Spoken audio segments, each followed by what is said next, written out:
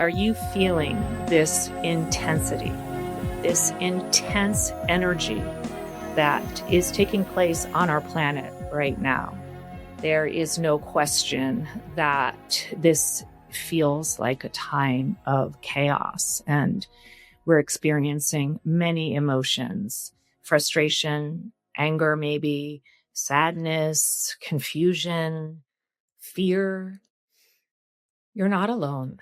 And today I wanted our podcast to include some tips for transforming fear into feeling that inner peace without bypassing a lot of what's going on and without bypassing the experiences that we are experiencing. I am grateful that my co-writer, Dharm Khalsa, is joining me today so that we can continue to do the work that we need to do on ourselves and to elevate our vibrations, elevate our energy fields, and expect the best and truly get it, because it is where our intention goes that our energy flows. So I welcome Dharm Khalsa. And again, I thank you all for being part of this podcast. I am so grateful to have my friend Dharm Khalsa here with me today, and for us to create an episode for you where together we can all expect the best and get it, because that is the law. So welcome, Dharm, and thank you for joining me again today. Thank you. Great to be here. Great to see you. Happy. This is New Year 2026 that we're recording this. I don't know when people are going to listen, but it's a nice time. Yeah, it is. It's a nice time. We talked last time about our book, but we didn't have it with us. So this is the book that Dada and I wrote together. Absolutely a labor of love that we put into this book. And we'll be sharing some things from the book and also some things that we've developed and learned and kind of life experiences since we wrote the book. Because we wrote that book. Can you believe it's been 10 years since we wrote that book? How is that possible? Yeah, the time goes fast, but the techniques, this book is just basically a cookbook of techniques to help get ourselves back to ourselves. And we had no idea what was coming down the pike, did we? Seems like an innocent time in 2016 compared to what's going on in the world, what's going on in our neighborhoods, and how, I look at the news, Karena. I looked last night before bed. Big mistake. I was like, let me look at the news, and it's just heartbreaking and debilitating in so many ways, and yet inside of all of those perceptions that we have, and all the things it brings up, the fear, sense of panic, maybe, there's still this kernel of self. Mm-hmm. Sometimes we get so far from it. I know you lead retreats, and people can go on a retreat. That's a great way to just, find, this is who I am again. Because we need to operate from that. Why is that important? Because we need to operate from a space of center. And we can still be active. We can still make a difference in the world. But unless we're operating from a core that is solid and connected to something vaster than ourselves, and that's what we experience, right? Then it becomes, we just start getting buffeted by the wind. We're all over the place. And we're not really operating from our deeper wisdom. So that it's even more important when things are wacky and dangerous. Yeah, I couldn't agree more. And it's very true that without having the ability to find that stillness and be in that present moment and also connect to a higher Mhm. power of our own understanding, right? Mhm. Yes. We will be stuck in our head. We will be stuck in our mind. We will be stuck in fear. But the more that we can drop into the heart center and find that stillness within, the more we are able to connect to our guardian angels and to the higher realms also. And, Dudham and I have had experiences together where we've seen the angelic realm. Remember that time we were in Joshua Tree and we were up early in the morning, and remember those orbs we saw? Mhm. Yeah, I mean, we've had these experiences, and at the same time, I know that it can be really frustrating for some people who don't necessarily believe in the higher realms or don't want to hear someone kind of lecturing about it. But I'm just talking about it as in a way of bringing hope, in a way of bringing hope that there is, from our experiences, there is a place way beyond this earth realm where light prevails, love prevails, beauty prevails, and peace prevails. And you and I have both experienced it. Um,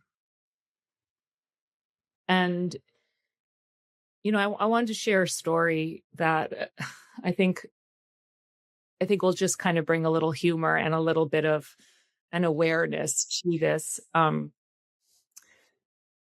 I used to bring my kids to New Mexico, which is where Dudham lives, to this community where we all practice Kundalini Yoga. Now, what we did when I look back at this, what we did was so beautiful and at the same time so crazy.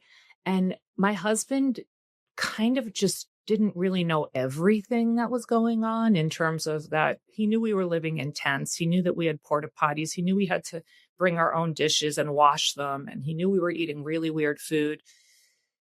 And he knew that I got really sick that one time. But some of the things I didn't even know that the kids tell me that they were up to. Uh, but there was this one time where we would meditate we would start the sadhana in the morning, and I would bring the kids. So I was staying in the tent. Dunham lived down the hill. So he was like, I remember thinking, oh my gosh, he has air conditioning. But I would live in the tent with the kids, and then we'd get up, pitch black, and go to sadhana, and you'd meditate and chant for 2.5 hours. The kids would sleep. Then we'd go take a shower, cold shower, and it's cold in the mornings. There was no hot water. And then you'd get dressed. The kids would go to camp, and then we would go and we'd meditate all day with a partner. Sometimes it would be from like 8:30 until, I don't know, what's the latest that we would go until, Donna, meditating? Yeah, 5, 6 p.m. and then have dinner. With some like small breaks to have watermelon and porta potty.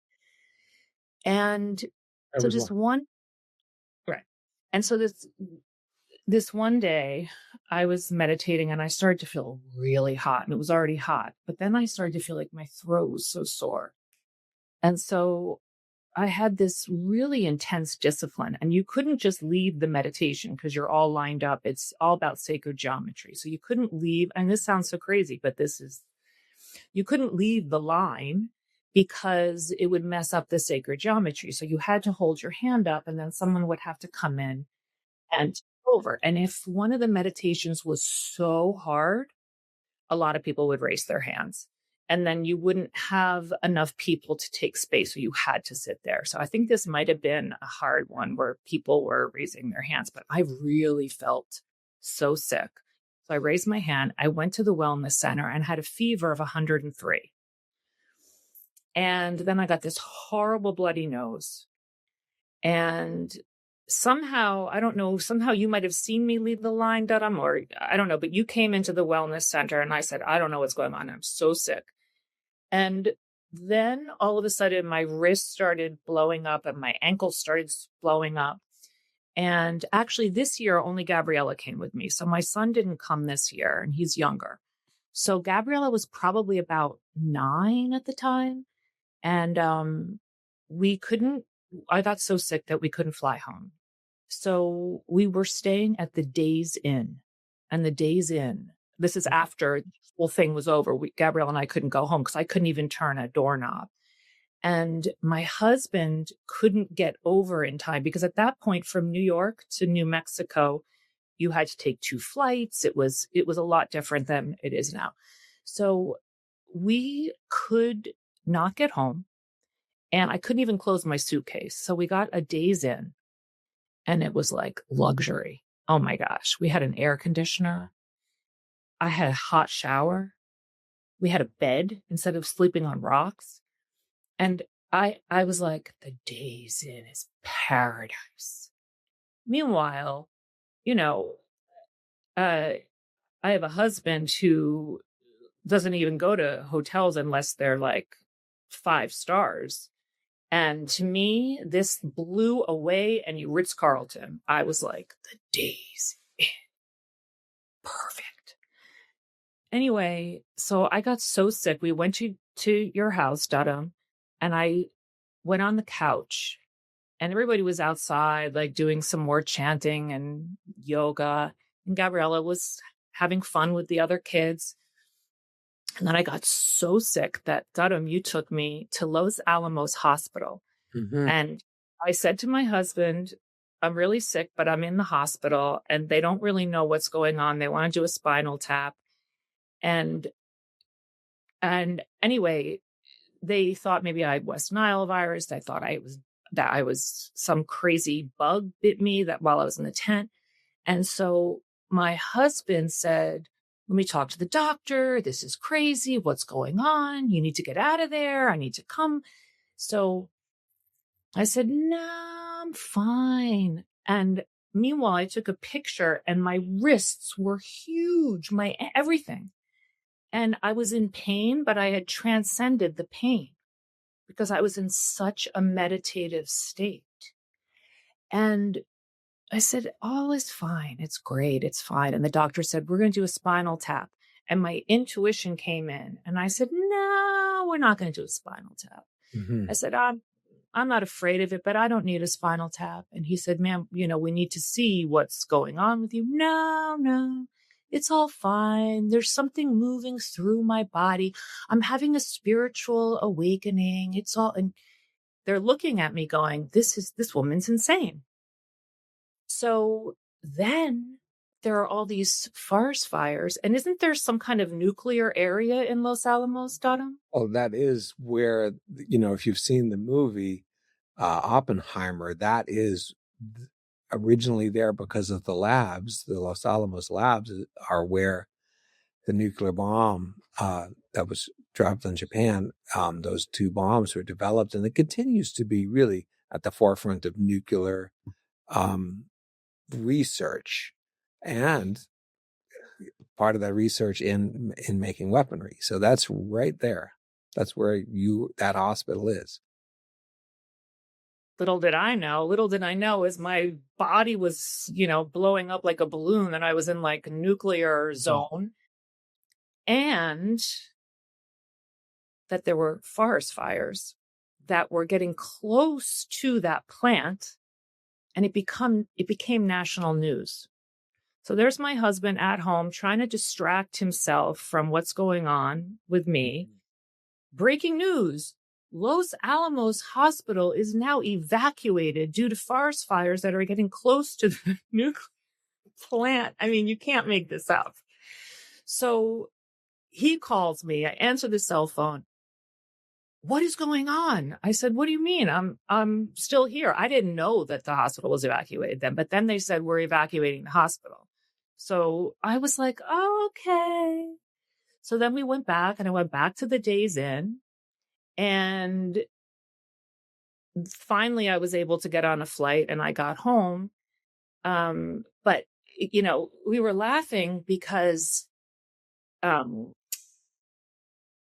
we were telling friends this story, because I was so zenned out that it was, I just knew with every cell of my body that everything was okay. Anyway, we flew home. Gabriella had to help with the suitcase when we landed in Texas first, and I couldn't walk, so they got a wheelchair, and they said, "We really think you need to go to the hospital." And I said, no, I'm going to the doctor when I get back to New York. And so my mom and my husband met me at the airport. We went right into New York. Mom took care of the kids. And we went to an infectious disease specialist that happened to be a friend of a friend. Luckily, that's how we even got in to see her. And she said, "I think I know what you have." And she said, "I think it's parvovirus," which it was. Mm-hmm. So parvovirus, if you're an adult and you get it, goes right to your joints, and it gives you a rheumatoid arthritis reaction. So I ended up with arthritis for 3 months. But it didn't, as much as it hurt, it didn't really hurt because I was transcending it so much. So the reason why I'm talking about this is because friends of ours came over on New Year's Day, and Christian happened to be home with us as well. And we were eating lentil soup, which is a tradition in my family, being Italian. You always eat lentil soup on New Year's Day. And these friends of ours have a place in Rome, and they love Rome, Italy. And so they love Roman food. So I made this lentil soup. And the wife of the gentleman who was with us said something about Breath of Fire or whatever the documentary is. And she said, "I can't believe that you went to that place." And I said, "Went to that place? I went all the time. The kids came with me." And so my husband said, "What is that?" And I said, "Oh, it's a documentary about, the scandal of, in the Kundalini Yoga community." And I haven't watched it. I already know everything. I already know a lot of the people that are in it. I don't need to watch it. I've already been through my whole process, as you have, Dharm, with, the pain around that. But I said, "Oh, it's all true. Yeah, it's real. It's true." I believe everyone who spoke that I know. And then my son starts saying, "Yeah, we used to take a school bus to the camp, and we go down this hill. So to get up to the camping site, it takes about 20 minutes, Dada, of a long, windy dirt road." Yeah. And if you look over the side, then how big is that cliff? Yeah, there's a cliff. There's a cliff. You don't have to go over the edge in the school bus or a Volkswagen. Yeah. So as he was saying this, my whole body went into panic, and my whole body went into feeling of, what was I thinking?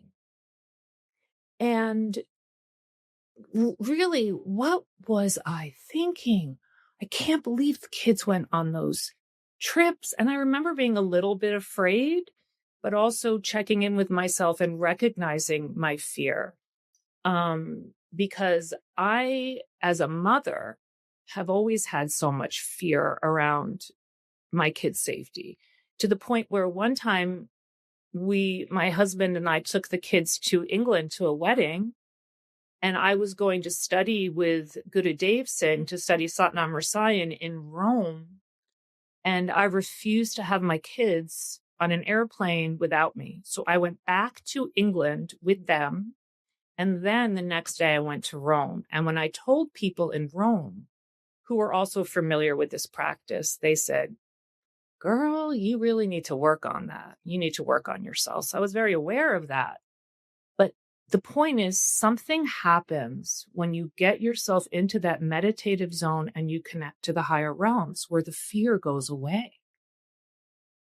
But I don't mean fear going away in a way of you being, la unicorn, there's rainbows and illusion fantasy. I mean, fear goes away, but intuition kicks in. So if there really is something to be alert about, you're more clear where the alertness is, because you're so tapped into the pituitary gland, which is the point of intuition, and then the pineal gland, which is called pineal gland because it's shaped like a pine cone and it's right between the right and the left hemisphere of the brain.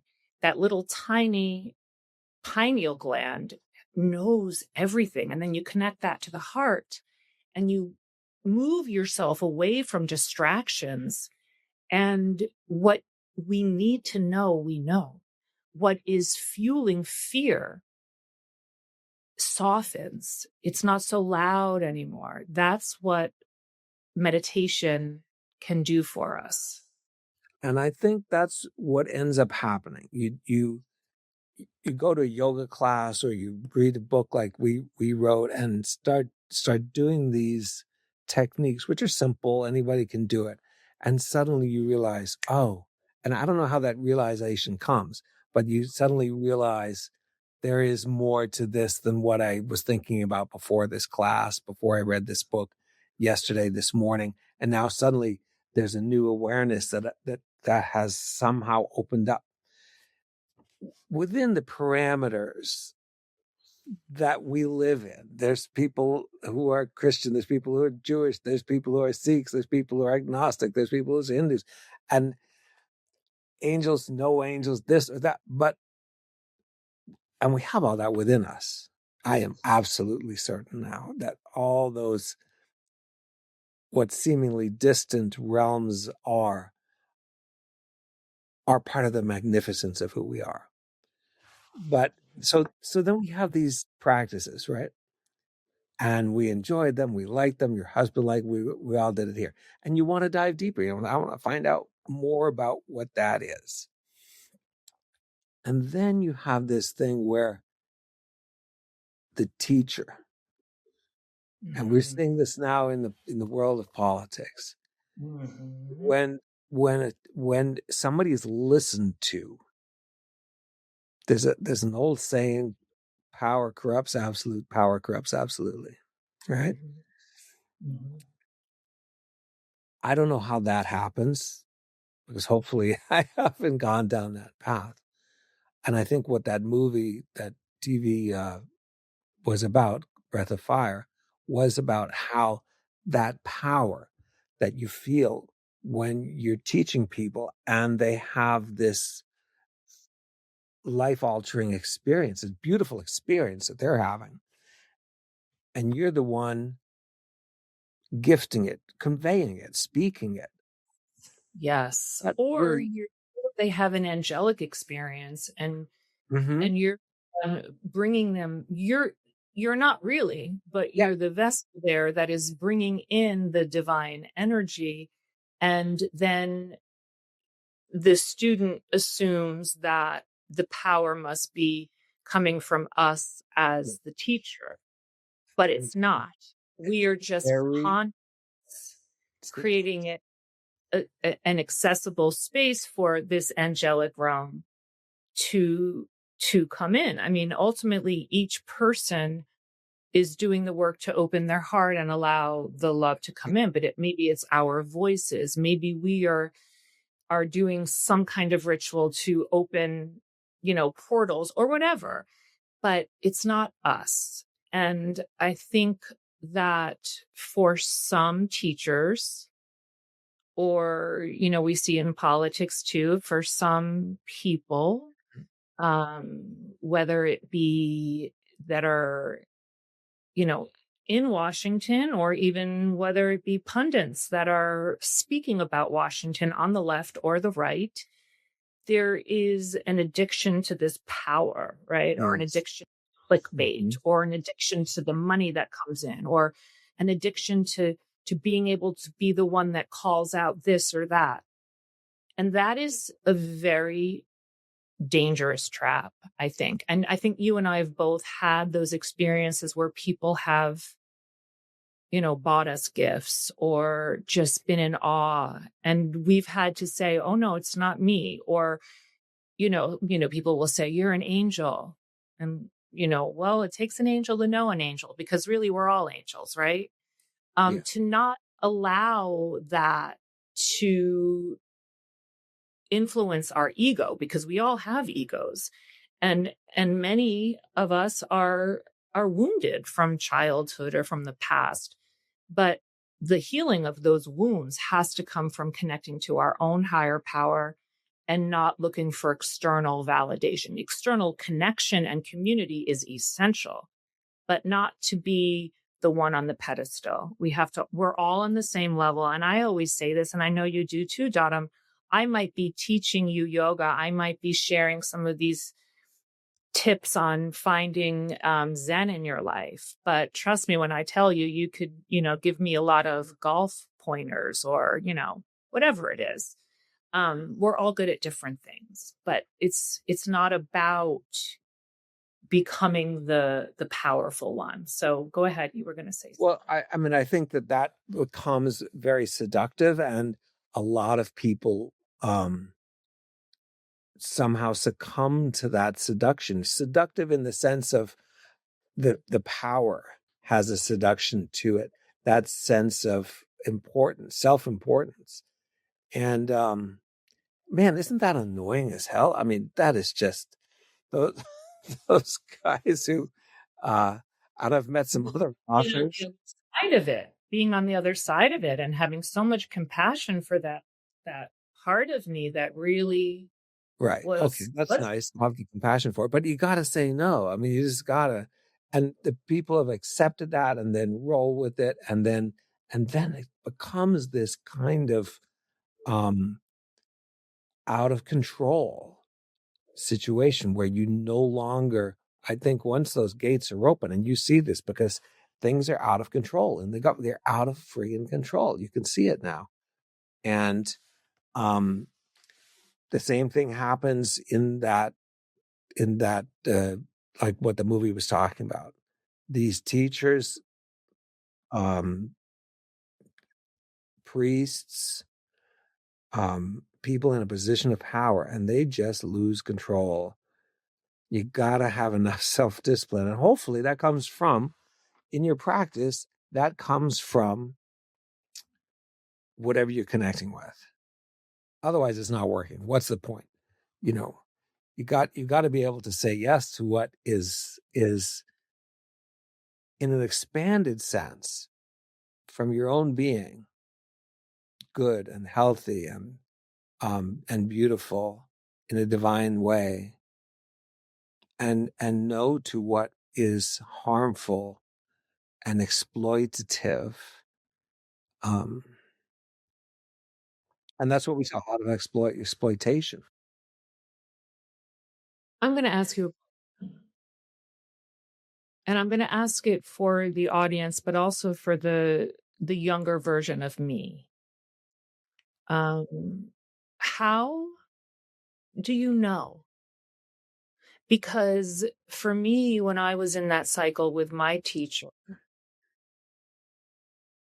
I think even when I saw red flags, because of my wounds in childhood, or maybe my codependency, or maybe, I don't know, but there was an inability to take that red flag and say, run. I just kind of looked at it and then reflected it back on myself. And when she said to me, so look at what the question I would say is, have you gained from the experience of going through from a space of, maybe you could call it naivety, and going to a space of knowing, and the way that experience with your teacher unfolded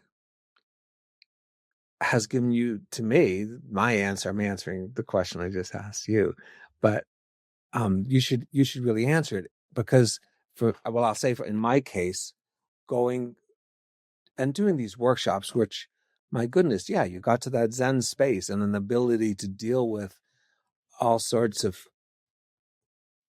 difficulties in life in a way it's very different than the usual panic.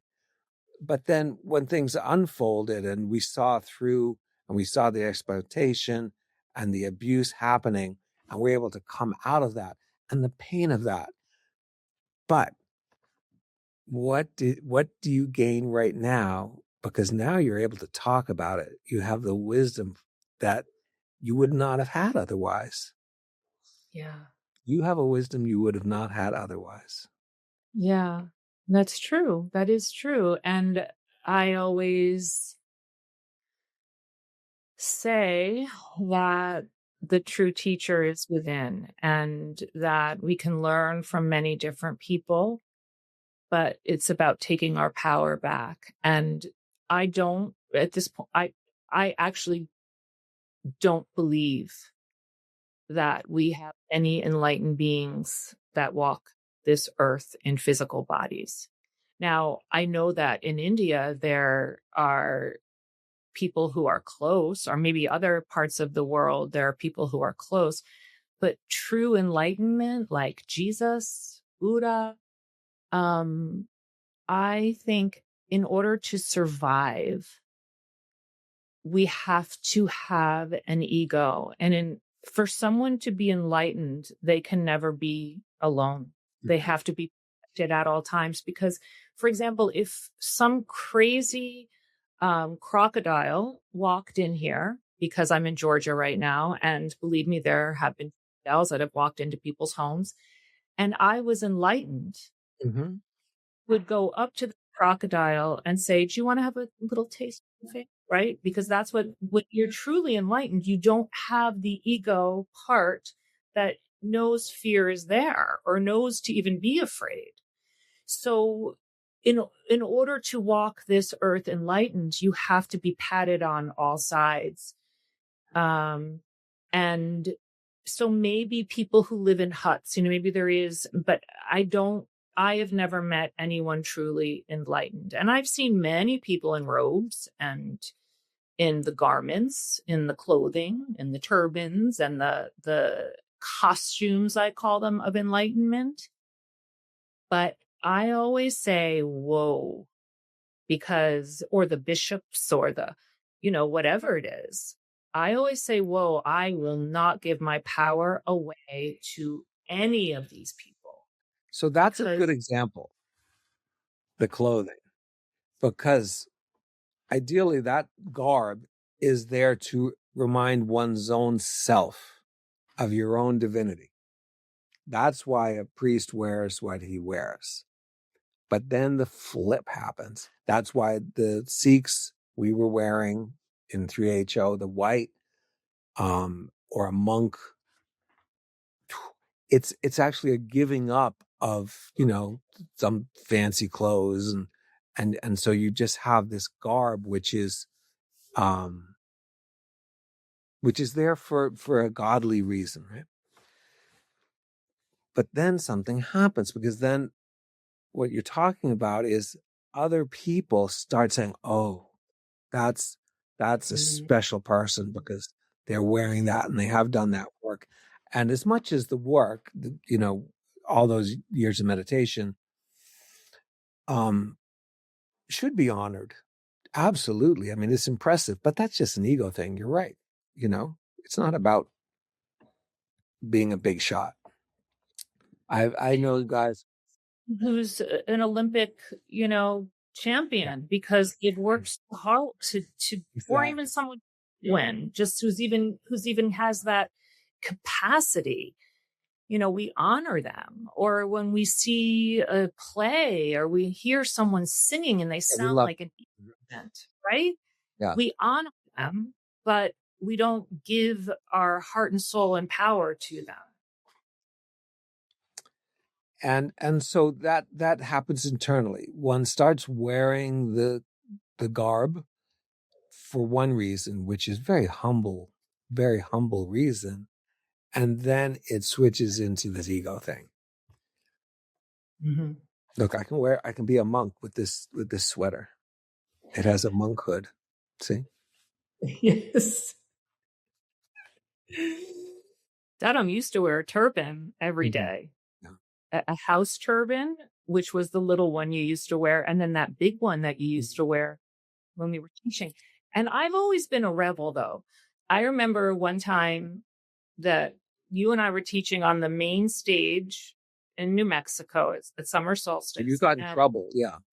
I got in so much trouble because my head wasn't covered. And I don't remember who it was, but he came up to me and I was with Gabrielle, said, "How dare you? This was live streamed. This is the one class that was live streamed all over Europe. How dare you not wear a turban?" And this is, this is when I was sort of starting to see things. And I stood up for myself because I wanted Gabriella to see that I was not going to take that. Uh-huh. And I didn't want to, and I actually thought, who do you think you are talking to me like that? And I was really proud of myself that I felt that way. And I stood up for myself sort of with humor, but I didn't let him penetrate into me the way that I had before. So, but it's been a long, it took a long time for me to really even get beyond that.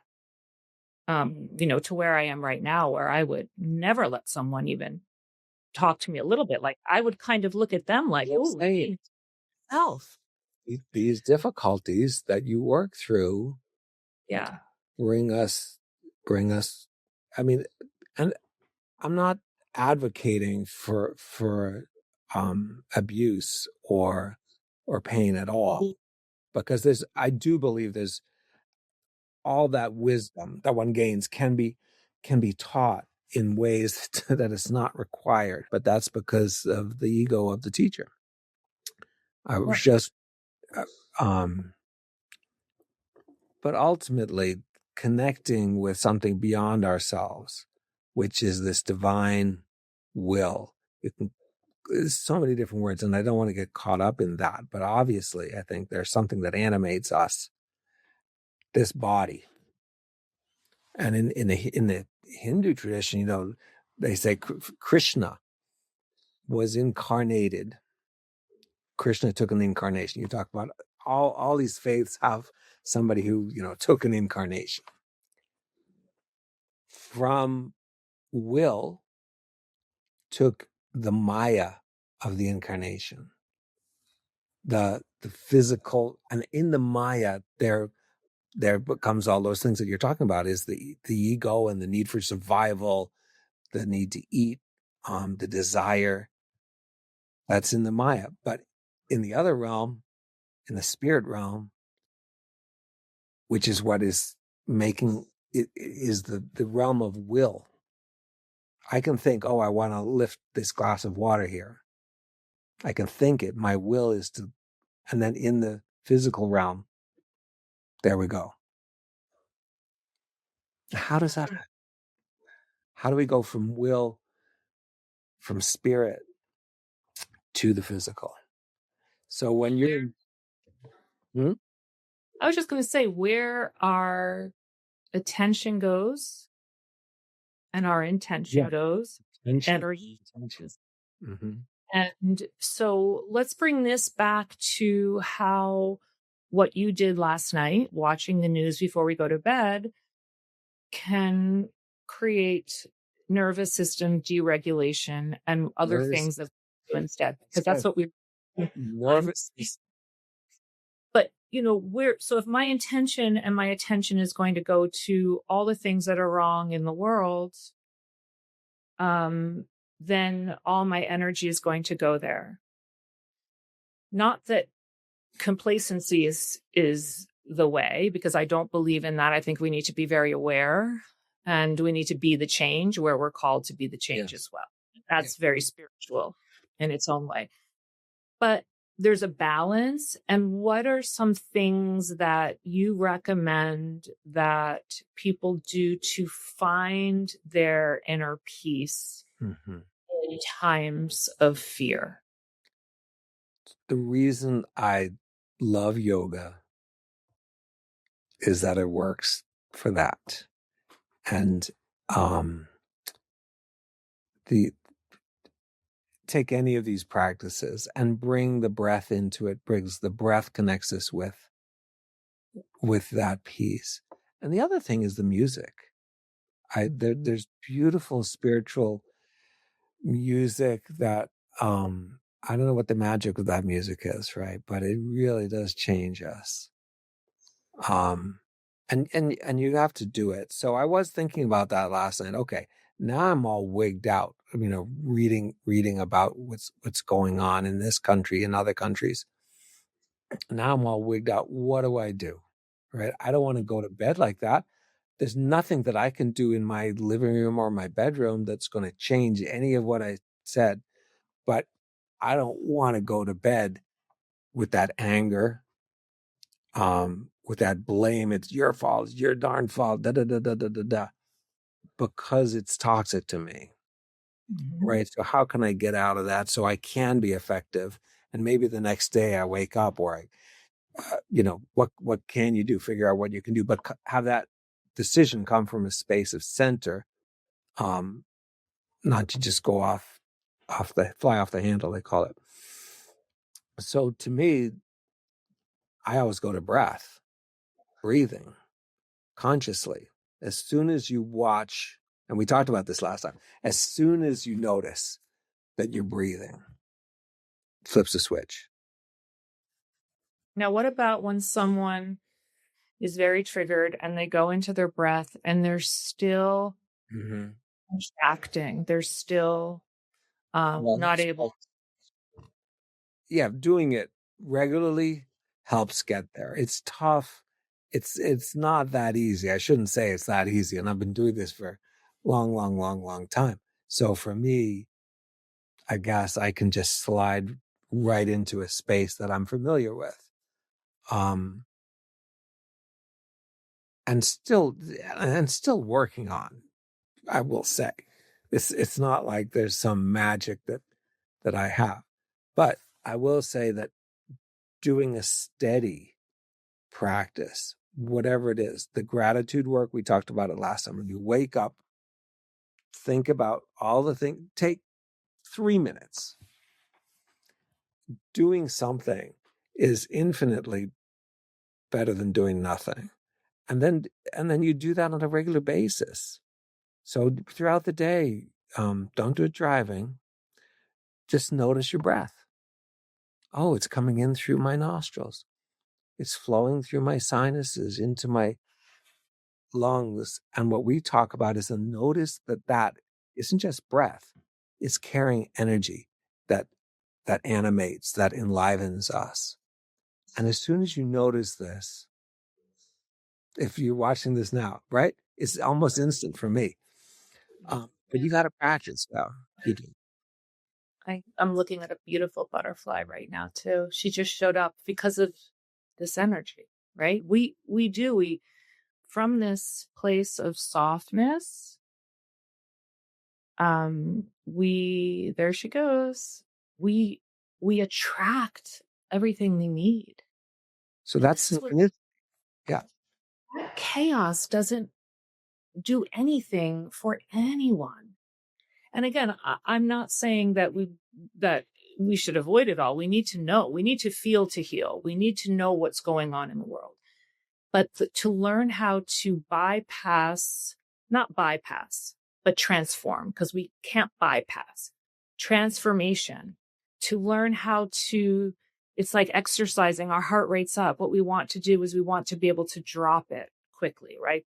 So learning how to transform these moments are key. And also what happens is we become very magnetic, and things, again, our intentions bring our energy, and then our energy responds to another's energy, and our vibration increases. All of these things are huge. And this is where the law of attraction even works.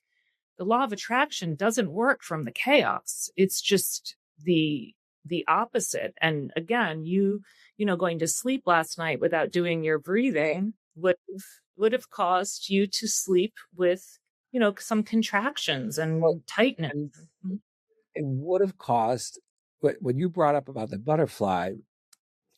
Okay, going to sleep with all that discombobulated energy disconnects us from something that is just beautiful.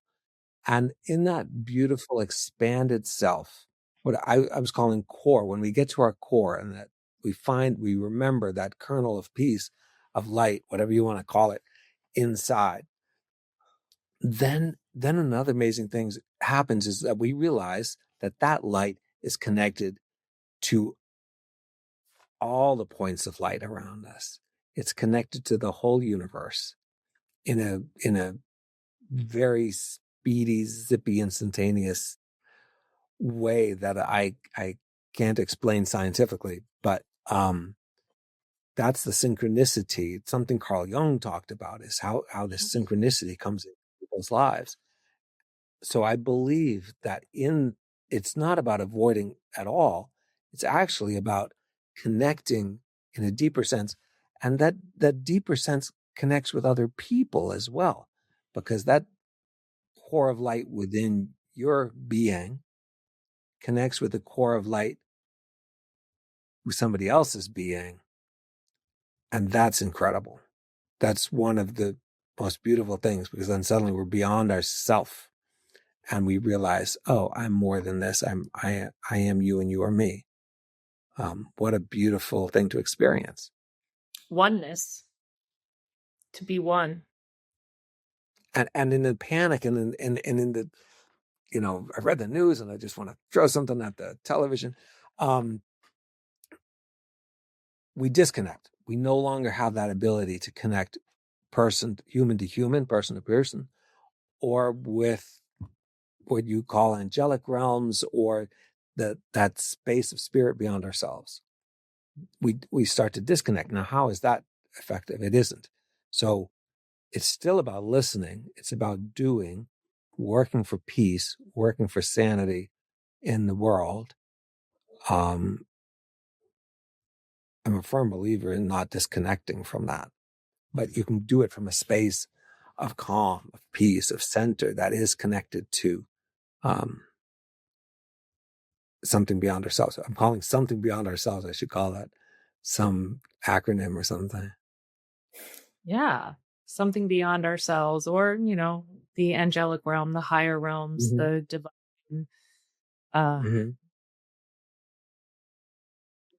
nature, the trees, right? I mean, I think for some people, what might feel better is going for a hike, or being outside in nature, getting away from man-made outdoor, going into what's real, putting your bare feet on the grass, the smell of nature, bringing the scent. Nature is connected naturally. Nature's naturally connected. So when we get out there and connect with nature, it's the same. Yes. And you just look at how the butterfly just went to the flower outside, right? And that flower came from a seed, and that seed didn't work so hard. It just was. And the seed into the flower. It's the miracle of nature. And when we go outside in nature, I'm looking at all these really pretty pink flowers outside. When we go outside in nature, and we really focus on what color is that? How many flowers are on this tree? What is around me? We get out of our fear. We get out of the overthinking, because nature can even bring us out of the trauma in the body, because it's here, it's now, it activates the senses. And I always like to say also, it's not about looking for the light, like looking for the sunshine, looking for the light. It's about being in the light and recognizing that we are the light. Not searching, but so when we're in nature, we don't need to search for the light. We don't need to search for the divine. We are in the divinity. So those simple little moments can transform us.